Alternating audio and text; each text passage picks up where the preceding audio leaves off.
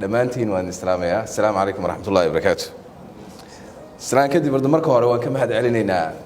safiirka laga bilaabo diblomaasiyiinta iyo guud ahaan shaqaalaha safaaradda oo inoo soo abaabulay kulankan qiimaha badan waan uga mahad celinaynaa. Safiiraad baad u mahadsan tahay. waxaan sidoo kale u mahad celinayaa inta ka soo qayb gashay labeentii ummadda Soomaaliyeed ahayd ee meeshaan fadhisa reer Qaahira qof ayaan idinku mahad celinayaa. iyo xaafadaad kala yeelatay idinka meesha. safiir dadkii oo dhan waxaa dhahday hebelna waxaan rajaynayaa inuu reer Qaahira noqdo, hebelna waa noqday.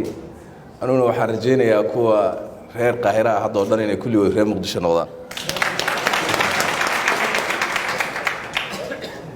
wayla haddii kale shabaab iyo khawaarij ma baan la dagaalanay waan iska dayn lahayn.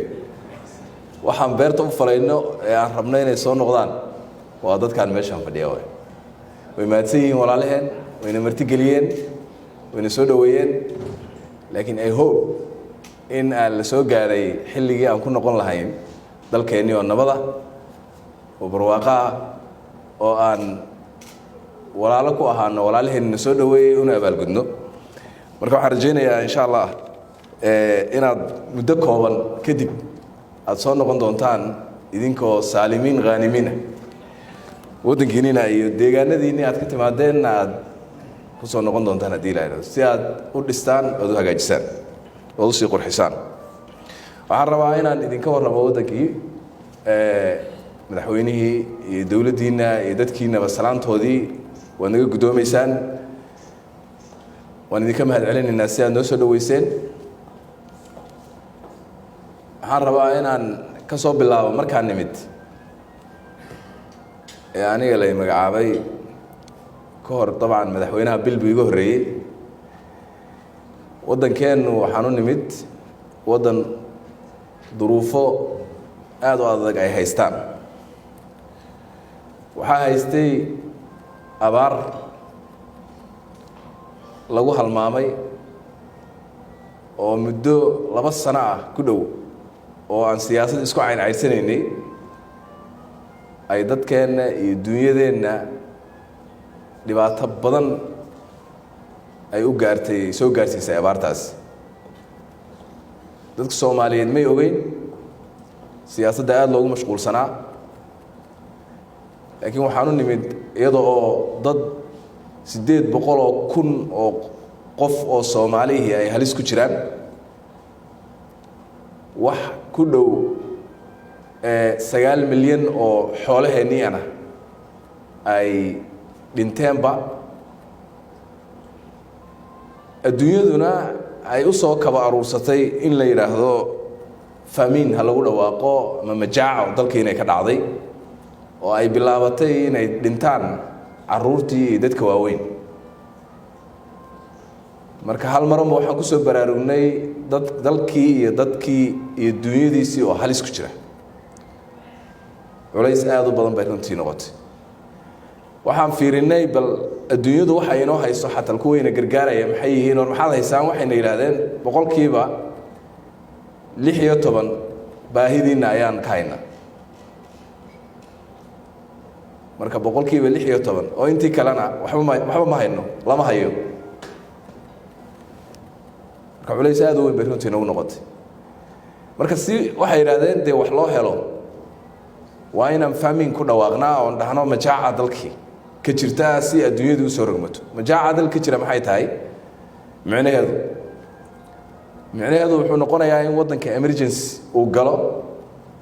humanitarian wuxuu dhan la isugu geeyo, waxa la wixii development uu istaago. wixii aan ka soo shaqeynay soo yabiyabaynay 20 sano ugu dambeysay dawladnimo iyo institutionskii iyo wixii socday oo dhan inuu istaago oo dawladnimadii ay halis gasho. marka runtii arintaas dagaal badan baan ka galay. aad baan runtii ugu rafaadnay, waa u soo jeednay, shirar badan baan ka galay, restructuring baan ku sameynay hay'adaheennii oo dhan, xukuumaddii oo dhan baan waxaan dagaal gelinay. waxaan isku daynay inaan dadkeennii iyo shacabkeennii dhaqaajino sidii berigii loo dhaqaaqi waayo waa noo dhaqaaqi waayeen. marka annaga iska dhaqaaqnay xukuumadda horbooday dhammaan waxay noqdeen wasiiradu dad ka shaqeeya arrinta humanitarianka waxaan dib u abaabulnay hay-ad sodma la yidhaahdo oo disaster management agency-gii Soomaaliga inaan dib u habayno ergey inaan magacaawno adduunka aan waraaqo u sii dhibno dhaho la cararo dadka u sheeg fariimaha Soomaaliya gaarsii kadib dagaal badan waxaan ku guuleysanay laba arrimood prevention inaan sameeyno aanan dhicin ka gaarno inaan dadkeenu inaan dhiman ay badbaadaan iyo inaan majaaca lagu dhawaaqin oo adduunyadii aan ka dhex galno inaan dhaxno waan ka gaaraynaa ee naga daayay ha ku dhawaaqina naga dadka naga gaarsiinayna wixii waa helaynaa maanta waxaan soo gaarnay marka inay ayagiiba sheegaan alxamdulillaah in la badbaadiyay dadkeenii oo hadda aan marayno meel fiican oo dadka duruuftii way jirtaa abaarihii waxa weeye wali waa jiraan meelo badan oo dal ka mid ah laakiin cabsidii dhimashada laga qabay iyo raashin la'aantii iyo oonkii waa laga reestay waa laga fiican yahay alxamdulillaah taas marka waxay ahayd qodob jira qodobka labaad wuxuu ahaa waxaan is aragnay hal mar annagoo soo dhex galay dal ay shabaab ay xukumaan wax walbaba ay kontroolaan dhaqaalaha ay kontroolaan magaalo iyo miyi qofka miyi ku nool madaxweynaha wuxuu booqday markii ugu horreysay Baydhabo wuxuu tagay xero barakacayaal aad u daran duruuftooda ay degan yihiin wuxuu wareystay hooyo Soomaaliyeed waxay u sheegtay inaynan ku faraxsanayn oo jecelayn inay barakaca ku noqoto meesha oo ay deegaan lahayd oo ay beer lahayd oo ay shaqaysan jirtay laakiin waxay tidhi meeshan waxa ay keenay nimankaas shabaabka la yiraahdo beer baan falan jiray waxay nagu soo rogeen 3 jeer inay lacag naga qaadaan marka koowaad markaad geed qaadayso lacag keen markaad beerta falaysana lacag keen markaad goosanaysana lacag keen waa 3 waxaan ku yiraahday war labadan kale lacag ma haystay dib ugu dhigo deyn hay ugu noqdaan hal mar aan wada bixiyo markaan goosto waa la iga diiday marka dameesha mar haday halka gaartay waxay tidhi waxaan ku qasbanaaday ileen lacag ma haystee inaan ka soo qaararoon meesha iskaga soo baxo sidaasay marka ayay dadkii ay u sameeyeen waxay fariisteen jidadkii waxay yiraahdeen wax baabuur oo bixi kara ma jiro iska dhaaf wax kale waxay diideen iskuulada ilaan wadankii waad ogtihiin oo jidwal markay gooyeen diyaaradaha lagu safraa marka iskuulada imtixaanka wasaaradda waxbarashadu ay qaado oo centralizedka waxay yiraahdeen imtixaankaas lama keeni karo dhulka aan xukunno marka niman ganacsatadii oo dhan qabsaday dadkii dhacay xoolihii oo dhan aruursaday markaa gaadhay inay ayagu ay finance gareeyaan argagixisada kale ee ka jirta Afrika gaadhay inay ayagu marka dambe ay samaystaan inay noqoto ka dhigtaan raba Soomaaliya xarun ay uga duulaan adduunka intiisa kale adduunyadina ay qaadatay qorshe la yiraahdo containment strategy oo ah ku hay meesha igaga hay yeena soo dhaafin hataa wax la yeelo hataa ujeedku waxa weeye inayna Soomaaliya u soo dhaafin meesha nagaga hay shartooda marka waxaan aragnay dalkii marka la isku soo duuduubo in la haysto oo uusan xor ahayn waxaan ku dhawaaqnay marka go'aan gaadnay dalka in la xoreeyo waxaan isweydiinay maxaa lagu xoreynayaa oo la haystaa xoolo ma yaalaan hub ma haysano cuna qabatayn baabayna saaran waan kala qaybsanahay oo duruufaha iska jira dhulkii oo dhan ayaga haysta nimankii marka ciidamadeena way yaryihiin especially kuwa rasmiga ah ee si fiican loo tababaray sidee marka sidee la yeelaa waxaan isniri ma la heli karaa xoolo waxaan noo soo baxday maya hub iyo ciidankeenna in dee aan diyaarado iyo madaafiic waaweyn keensana ma heli karnaa xilligan maya ayaga ma dhowran karnaa maya maxaa saxa taariikhda soomaaliya aan ku noqonno waxaa noo soo baxday soomaaliya muqaamarada iyo riski taykarnimaday ku guulaysataay aan galla innagana meesha marka waxaan go-aan ku gaadhnay waxa aan haysanno inaan ku galno seen ugu galnaa hal siin baan ugu geli karnaa waa in waxa aan fahamsannahay shacabku inala fahmaan waa in shabaab ama khawaarijta iyo shacabkeennu ay isnacaan oo kala tagaan waxaan ka bilownay markaa seenu la dagaalamnaa waxaan kala dagaalamaynaa dhinaca fikirka oo noogu daran nin ku dilaya adoo masaajid sii gelaya haddana markuu ku dilayo takbiirsanaya allahu akbar leh murtad baan kaga takhallusay waa arrin aad u adag wahay marka waxaan idhahan fikirka aan kala dirirno waxaan u yeedhnay culimmada soomaaliyeed waan sheekaysanay waxay ka aaminsan yihiin ayaan isla fahamnay nimankan markii la fakeray oo la rogrogay inay khawaarij yihiin baa soo baxday dadka ha loo sheego culimmadeena dal iyo dibad meeshay joogeen dadkii waxay u sheegeen oo ay gaadhsiiyeen nimankan inay waajib tahay in la iska celiyo ay khawaarij yihiin guul weyn bay taasi noqotay iyo dadkii in waran ku taagnaa uu ka fuqay oo markii hore wax u fasira niman ay laayeen in loo fasiray guul aad u wanaagsan bay noqotay waxaan dhahnay haddana muxuu yahay factorka kale muhiimka ah waxa weeye waa midka lacagta waa financial marka midkaasna waxaan qaadnay dagaal aad u weyn waxaan dhahnay waa in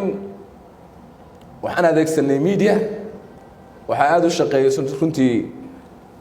wasaaradda wasiirka yahay ustaad daawud aweys jaamac oo runtii dadaal aad u badan gashay waxaa shaqeeyay wasaaradda maaliyadda waxaa shaqeysay wasaaradda ganacsiga oo aragteen wasaaradaha inay waraaqa soo saareen inay dagaal galeen kulligood mid walba meesheedii inay dagaal ka gashay maanta waxaa guul ah arrinta dhaqaalaha marka laga hadlaayo waxaan filayaa inay maanta wasaaraddeenu noqotay ama ay qori doonto laakiin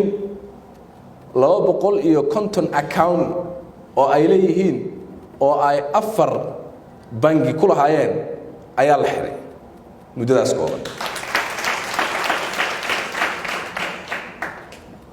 70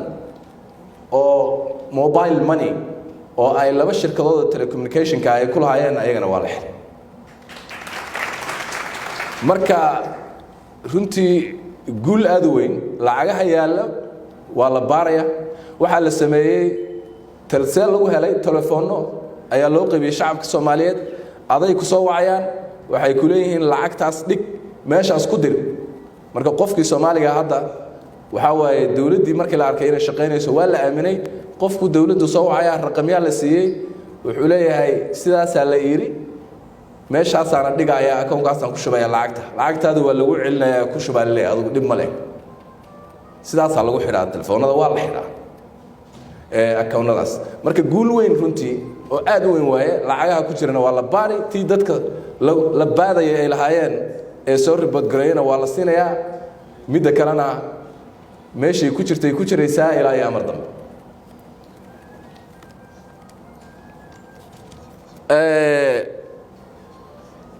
waxaan ka kale wuxuu ahaa de qaybta saddexaad waxay ahayd waxaad ogtihiin dad fara badan oo lacag u sii waday odayaal qaarkood odayaal dhaqameed yihiin dad kale oo iska bartay oo meelo Basra iyo Gandashe iyo Xawaaley iyo dhul muhiim oo ay barteen oo intay fariistaan ay dhijireen lacagta noogu keena dadka ayagoo sii wada socdo sii gabanaya oo soo wada qabtay waan xirxirnay waxaan ku dhahaa dadkii inta kalena waa loo sheegay qof alla qofkii u sii geynaya lacag asagoo la arka waa dambiile lamana ogolaanayo wuxuu la mid yahay ayaku la mid yahay iyo kuwa waxlaynaya sidaa darteed maanta waxay marayaan dhaqaalahoodu mustawa mutadani jiddan oo meeshii ay markii hore ayagu lacagta ay meelaha kale u sii diri jireen hadda ayagii baa tuugtamaya oo lacag la'aan iyo kharash la'aan ay haysaa duruuf aad u adag ayaa soo waajahday runtii meeshii kale lacagta ugu badan ay ka qaadan jireen oo ahaa dhinaca miyiga dadkii markii ay in badan oo ka mid xorowday xoolahoodii waa u nasteen ayaguna sourcigii ay xoolaha ku urursan jireen meeshaas waa kaga istaagay iyo zakadii beenta ahayd iyo wixii la urursan jiray meesha ayadana waa ku istaagtay marka dhibaato aad u weyn bay ka gaadhay dhinaca military-na dawaad aragtay oo waad aragteen hadda meeshay wax marayaan iyo siday nimankii u nuglaadeen iyo dhibaatada gaartay intay la eg tahay dad aan ka yarayn 2,000 oo dagaalyahan oo iyaga leeyihiin la dilay bilihii la soo dhaaf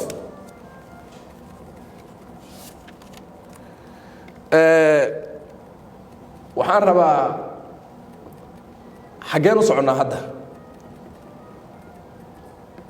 waxaan u soconnaa masar iyo imaanshahanaga iyo waxaan u daayey waxaan malaynayaa odayaasha ayaa si fiican uga hadlay anoo ku faraxsan oo inaan sheegno ay tahay in annagoo dawladdeennii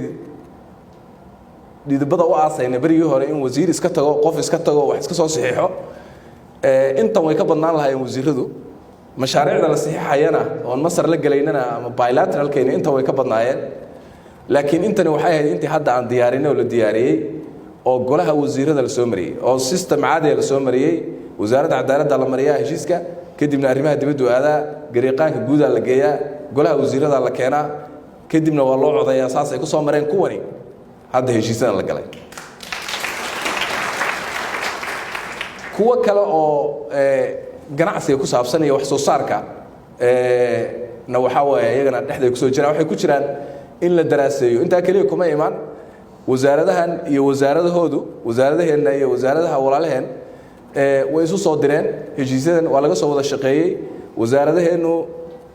si gaar ay uga soo shaqeeyeen way iska soo arkeen khubaradooda la soo tusay way ka soo dareen way ku soo dhimeen kadibna way soo direen way soo celiyeen sidii aan inaga rabnay ayay walaalaheena aqbaleen runtii sidaas ay kuwa kale ku imaan doonaan hadii ilaahay yiraahdo marka waxaan u sii soconnaa dhinacii dawladnimada iyo in aan hab muassasaati ah aan u soconay hab fardiya iyo qof meel tagay inay shaqadaasi iska soo xirantay marka xageen u soconnaa waan ku soo noqonayaa waxaan u soconnaa hadii ilaahay yiraahdo sanadkan waxaan sugaynaa 2 guul oo waaweyn ama 3 dhaho oo guul oo waaweyn ayaan rajaynaynaa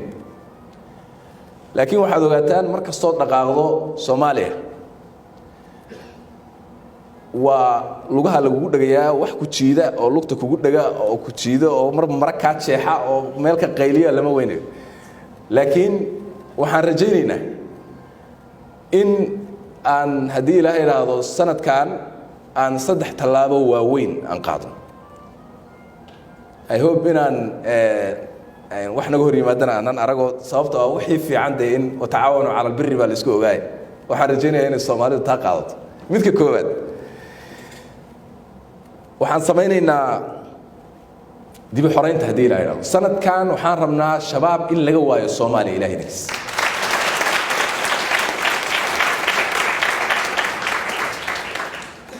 waa taariikhina soo martay oo aad u kharaar laakiin ilaahay idankiis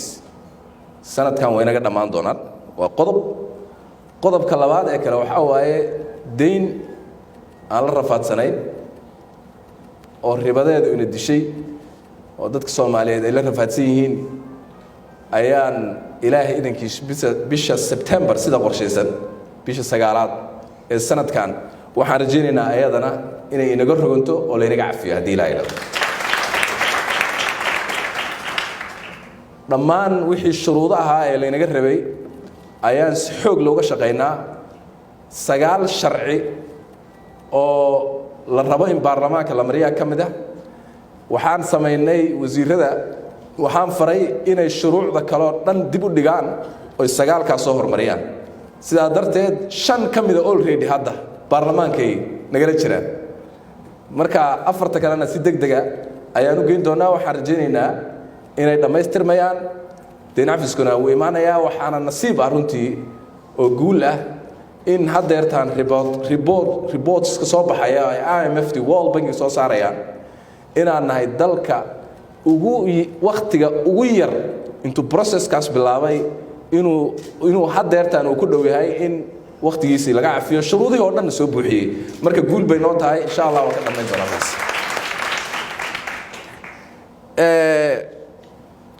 midka saddexaad oo laga yaabo inaad aragtaan maxaan ku dhahaa in lugaha la isjijidayo mararka qaarkood maryaha la iska jeexjeexo laakiin u baahan geesinimada waa inaan dastuurka dhammaystirnaa dalkan haddii aan dastuurkiisa la dhammaystirin dowladda Soomaaliyeed say ku shaqaysaa way adag tahay tusaale yar haddaan rabo inaan iskuul ka dhiso beledweyne iskuulkaas cidda dhisaysa nooma cad waa la isku qabsanayaa state-ku wuxuu leeyahay anaa dhisanaya adu shaqo kuma lihidee lacagta iyo haddaad soo dhammaystay iska soo wareeji anna waxaan rabaa inaan dhiso waxaa jira system kale oo dowlado hoose la yidhaahdo oo asagana odhanaya adeer anaa iskale baashi baarlamaankii 9aad iyo kii 10aad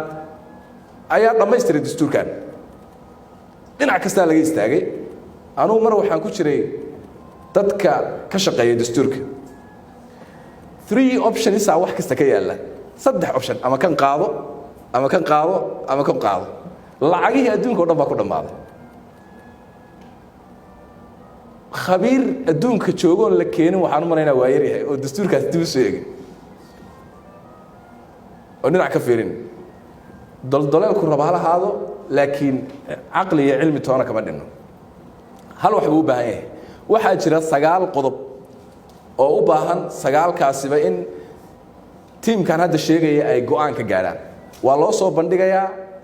sidan miyaa jirta sidanna waa jirtaa sidanna waa jirtaa ee mid doorta waa inay mid doortaan oo dadka u dooraan mid kadibna kaas la dastuureeyo oo dastuurkii saasoo ku dhammaado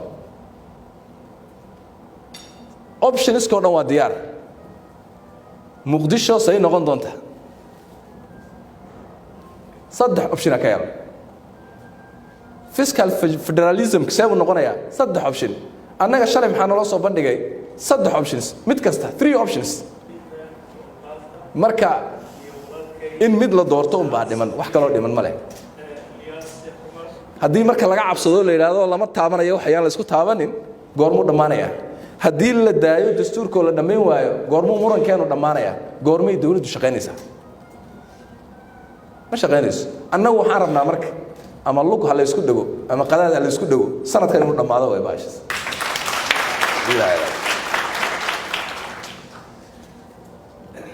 marka haddii shabaab aan iska xoreyn deentana la inaga cafi dastuurkeena aan dhammaystiran maxaa inoo dhiman waxaa inoo dhiman inay bilaabato dowladnimadii waxaan ka shaqaynaynaa oo hadda isweydiinaynaa billions of dollars ka waddankan soo geli doona iyo horumarintii dalka iyo in infrastructure skill dhiso dhaqaalaheenu xagee buu aadi doonaa xageen aadsiinaa ma dhinaca beeraha iyo wax soo saarkaan gelinaa ma dhinaca infrastructureskaan aadnaa ma dhinaca serviceskaan aadnaa iyo dekadaan aadnaa xageen aadnaa waddankeenu hadda maadaama uu adduunka uu ka dhacay climate change oo 4 consecutive rain seasons ayaa waddankeena wax rooba ka diin hadda oo weligeedina ma soo marin 4 xilli roobaad oo isku xigtoon waxba ka daayeen roobkii marka maadaama problemkaas jira hadda waddankeenu wuxuu noqon doonaa sidii hore ma noqon doonee maritime state buu noqonayaa waddan wixiisu ama dhaqaalihiisu way ku nool yihiin badda ayuu noqon doonaa waddankeenu xaggaas uu sii socdaa marka aragtiyuhu way isbedeli doonaan sidaa darteed dhaqaalaheena xagee buu aadi doonaa meeshaan hadda ka fakarayno waxaa waaye dalkan xagee buu u jahaysan doonaa ma serviceskaan aadnaa ma wax soo saarkii baan aadnaa ma infrastructureskii baan aadnaa anigu waxaan qabaa wax intaasoo dhanba ka sii muhiimsan oo ah human capital iyo waxbarashadii inaan dib ugu soo noqono haddii la yiraahdo markii aan xashaas qabno